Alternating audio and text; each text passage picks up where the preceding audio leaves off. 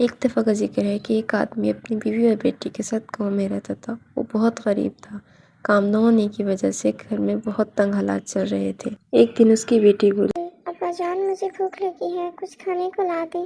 یہ صحیح کہہ رہی ہے سی، آپ باہر جا کر تو دیکھے 2 دن سے گھر میں کھانے کچھ نہیں بنا۔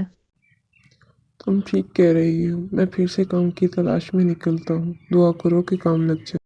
یہ کہہ کر وہ چل پڑتا ہے۔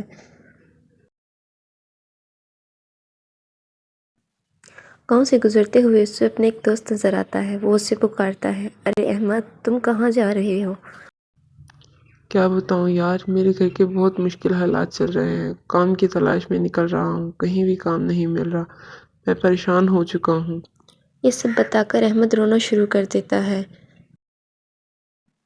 ارے اس میں پریشان ہونے کی کوئی بات نہیں، تم اس گاؤں کے سیٹھ جی کے پاس جاؤ، وہ تمہاری ضرور مدد کریں گے اور کوئی کام بھی دیں۔ احمد گاؤں کے سیٹھ کے پاس جا کر اسے سلام کرتا ہے۔ ارے تم کون ہو؟ میں تمہیں نہیں جانتا۔ سیٹھ جی، میں اسی گاؤں میں رہتا ہوں۔ کام نہ ہونے کی وجہ سے میرے گھر کے بہت حالات خراب ہیں۔ آپ مہربانی فرما کر مجھے کوئی کام دلا دیں۔ سیٹھ اپنے بیٹے کے ساتھ ہوتا ہے جو باہر سے پڑھائی کر کے آیا تھا۔ وہ احمد پہ غصہ کرنا شروع کر دیتا ہے۔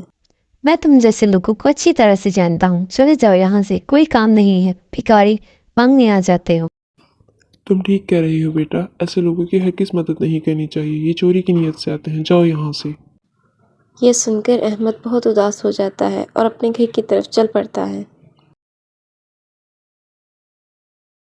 ایک دن بہت طوفانی بارش آتی ہے۔ احمد اپنے گھر کے باہر ہوتا ہے تو دیکھتا ہے سیٹھ جی بارش میں بھیگ رہے ہیں۔ ارے سیٹھ جی، آپ یہاں کیا کر رہے ہیں؟ اندر آئیے، بہت تیز بارش ہے۔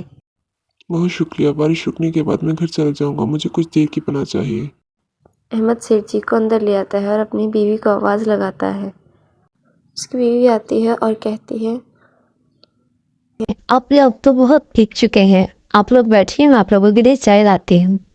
سیٹھ اس دن کی بات پہ بہت شرمندہ ہوتا ہے اور احمد سے کہتا ہے، احمد مجھے معاف کر دو، میں نے تمہیں بہت غلط سمجھا۔ کل سے تم کام پر آ جانا، میں سمجھوں گا تم نے مجھے معاف کر دیا۔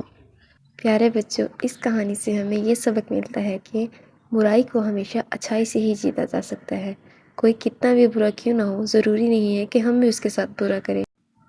برائی پر جیت ہمیشہ اچھائی کی ہی ہوتی ہے۔